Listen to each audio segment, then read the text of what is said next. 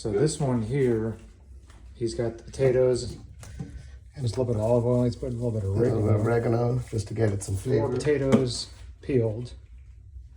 And then We've got 4 zucchini 4 zucchini. cut into some half cubes.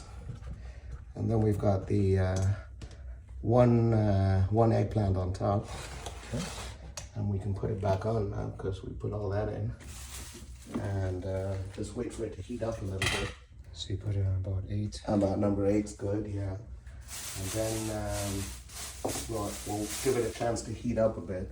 And then we'll maybe add some water and a little bit of tomato as well. How much water are you That's a putting? good question. I'll look that up real quick. I think maybe a cup of water is probably enough. Okay. Just have a look at the recipes.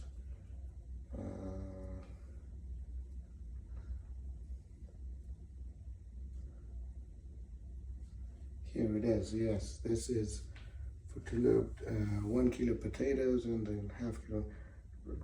1 to 2 cups of water. So you could put maybe 1.5 cups of water. Okay. And then bring it to the boil and cover it on low. And it says here leave it for an hour. So probably an hour is better actually because it'll cook a little slow. It won't get overcooked that way. But just give it a chance to heat up now. And in fact, we can get the tomato out. Here's the tomato sauce. Oh, you got the tomato already? Yeah. Okay. So we don't need to put all of that. We just need to put like maybe half of that. So if we get a mug, you can probably measure it out. I think that's probably, sure how big that is. We'll get something a little bit smaller. Yeah, that's probably about 8 ounces. So if you get half of that, that's about right. And then they're showing the tomato sauce. that's the tomato, the one with the screw top bottle.